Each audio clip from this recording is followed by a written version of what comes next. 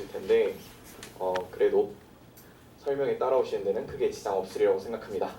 네, 안녕하세요. 아카로드에서 물리 브릿지 반이랑 물리 대반 담당하고 있는 아카로드 김진수 선생님입니다. 반갑습니다. 귀한 시간 내주셔서 와주셔서 감사드리면서 발표 시작하도록 하겠습니다. 먼저 물리 브릿지 반을 설명하기 전에 물리라는 과목을 어떻게 공부를 해야 되는가? 그러면은 우리 교육과정은 물리라는 과목을 공부하기에 과연 적합하게 교육과정이 설계되어 있는가? 그러면은 그 부족한 점들을 어떻게 극복을 할 것인가? 물리 브릿지 반을 통해서 그러한 부족한 점들을 극복할 수 있을 것인가? 순서대로 발표를 드리도록 하겠습니다. 먼저 우리가 물리를 공부한다라고 하기에 앞서서 되게 못생긴 놈들이 나올 거거든요. 되게 물리에서 보존되는 식이 몇 개가 있어요. 위에 거는 상대성 이론에서 보존되는 양인 인터벌이라고 하고, 아래 있는 건 그 운동량이라고 하는 놈, 그게 보존이 되는 것. 그래서 얘네들을 물리에서 뭐라고 부르냐면 불변량, 인베리언트라고 부릅니다.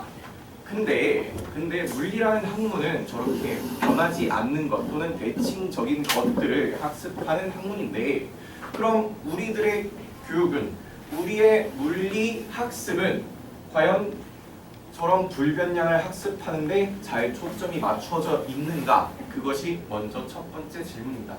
그럼 공부를 함에 있어서 물리라는 과목 또한 저런 불변량을 연구하는 학문인데, 그럼 공부에 있어서 불변량은 대체 무엇이겠냐라는 겁니다. 많은 분들이 생각하고 계시겠지만 또 다른 곳에서도 많이 강조되는 내용일 테지만 당연히 개념이라고 말할 수 있을 겁니다. 그러면은 이 개념이라는 거를 제대로 학습해 나가기 위해서는 단계별로 차근차근 오류 없이 개념들을 쌓아 나가는 것이 그 무엇보다 중요할 것입니다. 그러면은 우리의 교육과정은 그런 단계별로 오류 없는 개념 학습에 적합하게 짜여져 있는가를 먼저 말씀드려보려고 합니다. 왼쪽은 2015 개정 교육과정을, 그리고 오른쪽은 2022 개정 교육과정을 나타내고 있는데요. 크게 대동소이합니다. 보시게 되면은. 근데 그 중에서 이거를 전부 다 말씀드리고자 하는 게 아니라 이 부분에서 아까 앞서 말씀드렸던 것 중에 단계별로 차근차근 개념을 학습하는 것에 있어서 방해가 되는 부분을 좀 몇 군데 대표적인 예시를 들어서 좀 말씀을 드려보고자 합니다. 먼저 2015 교육과정의 무게랑 중력. 근데 보시게 되면 무게라는 말은 초등학생 때 먼저 3, 4학년 때 먼저 배우고, 그 다음에 중력이라고 하는 것은 중학생 때 중학교 과정에서야 배우게 되는 내용입니다. 근데 이거는 2022 개정 교육과정에서도 똑같습니다. 왜 저게 뭐가 문제냐? 실제로 초등학교 교육과정 해설서에 따르면은 무게와 질량을 구분하지 않는다고 써 있습니다. 무게와 질량을 구분하지 않는다. 얼핏 들으면은 무게고 질량은 질량이지라고 하실 수도 있는데, 물리학에서 이거 두 개 구분하는 게 굉장히 중요하거든요. 근데 무게라는 말을 초등학생 때 처음 배울 때 질량이라는 말이랑 구분 없이 배워놓고서 나중에 중학교 돼서야 사실 질량이랑 무게는 굉장히 다른 거야 하면서, 무게는 사실 힘이었어, 질량은 어떤 입자들, 물체들이 갖고 있는 고유한 성질이야 라고 하면서 바꿔서 다시 알려줍니다. 근데 이게 텀을 보시면은 초등학교 3, 4학년 때 배웠던 거를 늦으면 중학교 3학년 때 돼서야 수정해서 들을 수가 있고 제대로 배울 수가 있는 겁니다. 그러면은 아이들이 맨 처음에 무게라는 거를 들으면서 질량이란 말도 같이 섞어서 들을 텐데, 과연 제대로 혼동 없이 저 둘을 구분해서 중학교 때 배울 수 있을까요?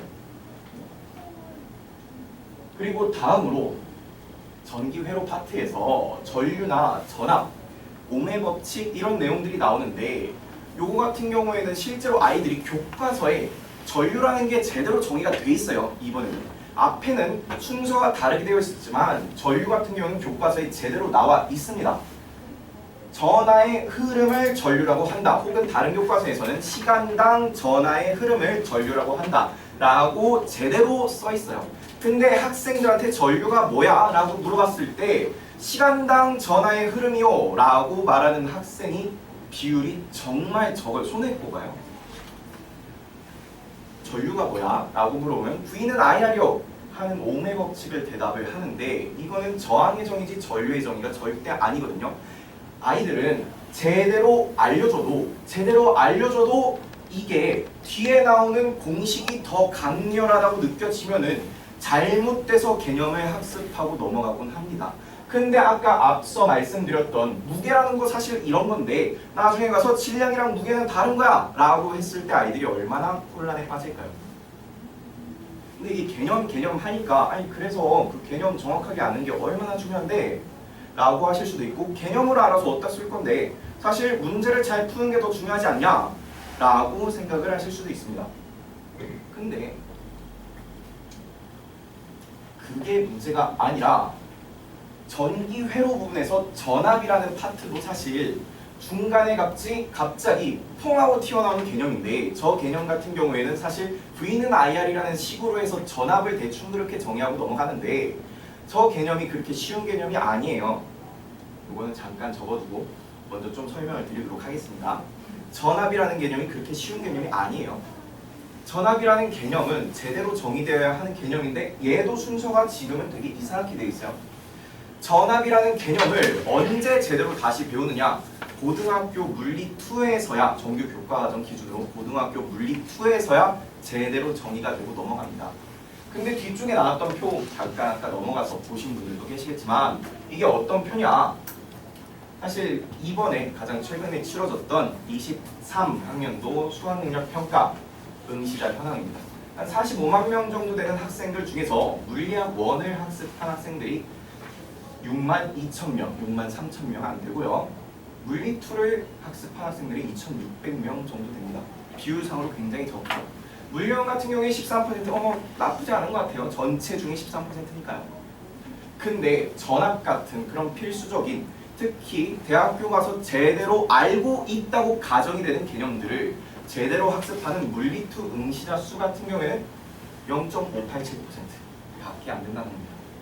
학생들이 제대로 된 개념을 가지고서 대학교에 올라가는 학생들이 저 비율과 똑같다고 할 수는 없지만 저 비율이랑 얼추 비슷할 것이라는 것을 생각해 볼 수 있을 거예요. 개념을 제대로 알고 넘어가는 학생들 비율이 저 정도밖에 안 된다는 겁니다. 이 비율이 정말 놀랍죠, 그죠? 근데 이 개념이 왜 중요하냐? 실제로 서울대학교 같은 경우에 혹은 뭐 굳이 서울대학교 대학 입시가 아니더라도 고등학교 입시에서 면접을 보게 될 거예요. 면접을 보게 되면 이 개념이 뭐냐라고 하는 질문을 굉장히 많이 받을 거예요. 그리고 실제로 서울대학교 같은 경우에는 그래도 좀 잘하는 애들이 갔으니까 개념 정확하게 알고 있지 않겠느냐라고 생각을 하실 수도 있지만 서울대학교 학생들조차 서울대학교 공대에서조차 물리 기본 개념을 제대로 알고 있지 못해서 오른쪽 위에 살짝 보이실지 모르겠지만 물리의 기본이라고 하는 과목을 개설을 해서 공대 학생들에게 학습을 시키고 있습니다. 그리고 실제로 교수님들하고 얘기를 해보거나 다른 대학교 교수님들 얘기를 들어봐도 이럴 거면 학생들 제대로 알고 오지도 못하는데 내가 가르치는 게 낫지 라고 불평하시는 교수님들도 계십니다. 그럼 그런 중에서 면접을 하는데 물리 개념을 물어봤을 때 제대로 알고 있다라고 한다면은 어떻게 보일까요? 그렇죠? 앞서서 말씀드렸던 0.587% 정도 비율밖에 안 되는 학생들, 그 중에서도 제대로 알고 있는 학생들 비율이 얼마나 될까요? 학부모님들의 학생들, 자녀들이 개념을 제대로 학습하고 간다면 그 중에서 훨씬 더 빛나 보일 수 있는 이유가 여기에서 나오는 겁니다. 개념을 제대로 알고 있다는 게 얼마나 중요한 것인가 라는 거죠. 그럼 개념을 제대로 학습하기 위해서 물리브릿지는 어떻게 구성을 해서 가르칠 것이냐에 대해서 말씀을 드리도록 하겠습니다. 여기 보시면 이렇게 생겼는데 이걸 책을 봐서 첫 장을 펼치면은 맨 처음에 머릿말이 저렇게 써 있어요. 제가 글자가 잘 안 보여서 읽어드리자면은 쉬운 책이 물리를 쉽게 만들어주진 않습니다. 제대로 된 개념만이 물리를 쉽게 만들어줄 뿐입니다. 그래서 교재 목차 구성을 보시게 되면은 조금 중학교에서 배우는 내용은 아닌 내용들이 중간중간에 들어가 있어요. 그 이유는 아까 앞에서도 말씀드렸다시피 그냥 중학교 교육과정 그대로 따라가게 되면 아이들이 개념이 오개념이 생기기 쉬운 흐름대로 교육과정이 짜여져 있어요. 그래서 그런 부분들을 좀 어느 정도 타파하고자 지금 네모친 부분들 같은 경우에는 정규 교과과정에 없거나 혹은 중학교 교과과정에 없지만 내용의 흐름상 반드시 알고 짚고 넘어가야 되는 부분들이에요. 저런 부분들을 제대로 학습하지 않으면 나중에 아이들이 물리 1 혹은 물리 2 혹은 영재고 과거에 가서 개념을 제대로 잡지 못하고 갈팡질팡할 확률이 높습니다.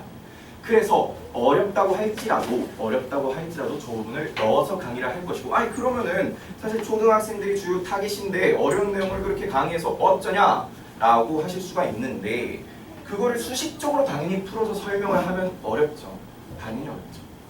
근데 그 부분들을 사실 역사적으로 보면 그런 개념들에 대해서 어떻게 비유를 해서 얘기를 할 것이냐, 이런 것들을 과학사를 보면 제대로 알 수 있거든요. 그런 비유들을 통해서 아이들이 제대로 된 개념을 잡고 갈 수 있도록 목차를 구성을 했습니다. 그리고 어려운 내용인데 그럼 학생들이 개념을 공부할 때 어떤 방향성을 가지고 공부해야 될지 사실 갈피를 못 잡을 때도 있어요. 그거를 위해서 단원별 소단원명마다 학습 목표를 두어서 어떤 부분을 주안을 두어서 공부를 해야 할지에 대해서 소개를 해놨습니다. 그래서 이런 식으로 단원 구성부터가 아이들이 개념의 흐름을 제대로 잡을 수 있도록 단원을 구성하였습니다. 다음으로는 개념을 제대로 채워가야겠죠. 제가 저렇게 교재를 구성했다고 해서 학생들이 다 그거를 받아들일 수 있는 게 아니잖아요. 그죠? 그래서 반복해서 아이들이 개념을 채워나갈 수 있도록 교재를 구성했습니다. 먼저 강의 내용을 하는 도중에 제가 개념을 알려준 다음에 학생들한테 필기를 하라고 따로 시간을 줄 거예요. 그럼 그 필기 노트를 보고서 사실 한 번 더 복습하라고 필기를 하는 건데, 많은 경우에 필기 노트 복습 안 하고 책에 있는 내용 읽으면서 공부하는 경우가 많아요. 근데 강의 노트를 보면서 이거를 다시 한번 보면서 학습을 하는 게 중요한 이유는 그걸 봄으로 인해서 강의 내용을 다시 한 번 더 복기하고 자기 자신의 흐름대로 그거를 채워나갈 수 있는 것. 그렇기 때문에 그걸 보면서 복습을 하라고 하는 거거든요. 그래서 강의 내용을 들은 것을 필기한 것을 토대로 먼저 개념 노트를 자기 멋대로 한번, 그냥 뭐 어떻게 됐든 꼭 따라 써도 되고 편한 대로 한번 자기 나름대로 정리를 해봐라 라는 식으로 섹션을 마련했고요. 그 다음으로는 저렇게 하면은 중구난방이 될 수 있잖아요. 당연히 그 뒤쪽 섹션에 빈칸 채우기를 통해서 학생들이 학습을 제대로 했나 점검할 수 있도록 섹션을 마련했습니다. 근데 보시게 되면 이게 개념별로 전부 다 섹션이 나눠져 있거든요. 이렇게 나눠서 구성한 이유도 사실 뒤쪽에 있는데, 이렇게 구성한 이유는 학생들이 이 개념을 내가 얼마나 알고 있냐, 사실 주간 테스트하는 테스트지이기도 해요. 이 부분에 대해서는 조금 이따가 부가적으로 말씀드리도록 하겠습니다.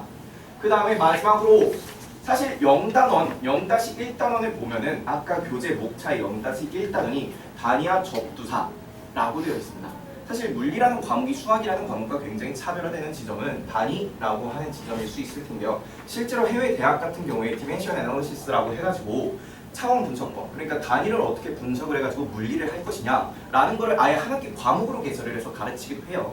그래서 거기에서 영감을 받아서 요 단위라는 거를 그냥 물꽃 삼아가지고 학생들이 지금까지 배운 개념들을 총망라해서 정리할 수 있도록 맨 앞에 구성을 해두었습니다. 그럼 벌써 개념을 3번 반복하는 게 되겠죠. 그렇죠? 그러면은 2번, 3번 저 부분에 대해서 조금만 더 부가 설명을 드리도록 하겠습니다. 제가 아까 빈칸 채우기 같은 경우에는 주간 테스트용으로 남겨두었고, 그러기 위해서 제가 섹션별로 구분을 했다라고 했는데 그게 무슨 소리냐? 실제로 주간 테스트를 봐서 어떤 개념들을 정확하게 알고 있는지, 그리고 다른 학생들에 비해서 내가 잘 이해하고 있는지를 비교해서 분석할 수 있도록, 또 내가 저기서 점수가 낮게 나왔다면 내가 저 부분을 잘 모르는구나 라고 해서 정확하게 알고서 학습할 수 있도록, 학습의 방향성을 잡을 수 있도록 주간 테스트를 봐서 분야별로, 개념별로 내가 알고 있는 게 무엇인지 모르는 게 무엇인지를 정확하게 파악을 해서 학습할 때 효율적으로 학습할 수 있도록 해드릴 것입니다. 요거 같은 경우에는 매주 보내드릴 예정입니다. 그렇게 해서 학생들이 어느 정도 위치에 있는지, 얼마나 이해를 했는지, 이해를 못했다면 어디를 중점적으로 공부해야 되는지 정확하게 알 수 있도록 학생 또는 학부모님들께서 알 수 있도록 보내드릴 예정입니다. 그리고 저 같은 경우도 요거를 보면은 지금 같은 경우에 길동이라고 써있네. 길동이가 지금 보면은 그래 그래프랑 이동거리 그래프 해석을 잘 못하는구나, 잘 못 따라오는구나 보면은 다른 학생들보다 조금 더 잘 못 따라오는구나 하는 게 눈에 보여요. 바로 그럼 그런 경우에는 학생들이 사실 이해할 때 처음 들을 때 낯선 개념들 같은 경우에는 한 번에 받아들이기 어려워요.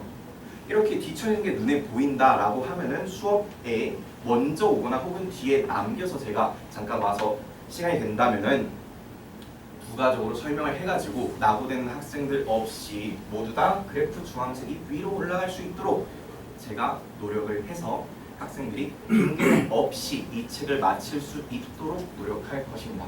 그렇게 해서 2번, 3번 내용을 좀 부가 설명드리자면 그런 내용이고요. 아래 3번은 그럼 뭐냐? 제가 총정리라고 했는데 단원이 끝날 때마다 그러면은 내가 빈칸 채우기는 소단원별로 이렇게 해서 주간 테스트를 보는 느낌이라면은 0-1단에서 개념 총정리를 할 때 빈칸 채우기를 하는 것은 내가 이 단원에서 그 전에는 모자랐던 개념, 잘 몰랐던 개념인데 실제로 내가 학습을 더 했을 때 실제로 발전했는가를 측정할 수 있도록 단원별로 테스트를 한 번 더 볼 예정입니다. 이 경우에는 개념 채우기뿐만 아니라 간단한 예제들을 통해서 문제에 실제로 적용시킬 수 있는가까지도 보도록 할 예정입니다. 그럼 오케이, 개념은 이 정도 했다고 칩시다. 근데 문제는 어떻게 할 겁니까? 개념을 안다고 해도 문제에 적용 못하면 말짱구름 아닙니까? 가능하죠. 실제로 참고서 같은 데를 보면은 이렇게 문제 구성된 데가 없어요. 이렇게라는 게 무슨 말이야? 문제 하나에 대해서 아이들이 바로 떠올라야 될 개념들이 주룩 있어요. 근데 문제에서 물어보는 개념은 분명히 같은 문제인데 여러 가지 개념을 전부 다 뽑아내서 학습을 할 수 있음에도 불구하고 그 문제에서 물어보는 거 하나만 답을 하고 넘어가거든요. 저는 그렇게 학습을 하는 게 문제 푸는 양 대비 굉장히 비효율적이라고 생각을 합니다. 그래서 분명히 같은 문제지만 그 안에서 내가 어떤 내용들을 전부 다 뽑아낼 수 있는가 라는 거를 작은 문제들, 새끼 문제, 밑에 문제, 뭐라고 하죠? 문제, 아래 문제 그런 것들을 통해서 전부 다 뽑아내서 학습할 수 있도록 문제를 구성을 하였고 그 다음에 학생들이 이 교재를 학습하는 학생들은 물리를 처음 듣거나 혹은 중등물리 간단하게 한 번 듣고 온 학생들이 대상이기 때문에 완전히 새로운 문제를 유제로 내주면 굉장히 어려워해요.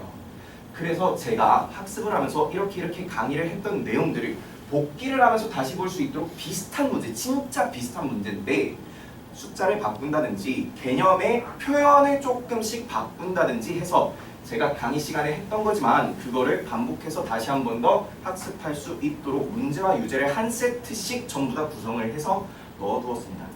그렇게 하면은 내가 강의 중에 이거 따라온 것 같은데? 라고 생각을 하더라도 비슷한 걸 보게 될 경우 내가 진짜로 제대로 이해를 했는지 못했는지를 점검할 수 있는 도구로서 문제와 유제를 활용하도록 문제를 구성했습니다. 그렇게 해서 물리 브릿지, 아까로도 물리 브릿지 안에서는 총 3번의 개념 복습을 반복해서 할 수 있도록 교재를 구성하였고 그 다음에 문제라고 할지라도 그냥 개별 개념 학습이 아닌 내가 알고 있는 모든 것들을 꺼내보고서 학습할 수 있도록 해서 쓰인 개념과 함께해서 생각해 볼 수 있는 문제로 전부 다 새로 구성을 했습니다. 문제 만드는데 진짜 죽는 줄 알았어요. 저렇게 구성이 되어 있는 책들도 없고 참고서도 없고 정말 힘들었습니다. 그래서 이렇게 해서 아카로드 물리 브릿지 안에 저 내용들을 전부 다 담아서 학생들이 이 책을 정확하게 따라올 경우 기본적인 개념을 탄탄하게 잡을 수 있고 다른 문제를 보더라도 내가 어떤 개념을 떠올려야 되는지를 연습할 수 있도록 교재를 구성했습니다. 네, 여기까지 해서 아카로드 물리 브릿지 기본적인 설명회를 마치도록 하겠습니다. 혹시 질문사항 있으시면 질문 주시면 감사하겠습니다. 불 좀 켜도록 하겠습니다.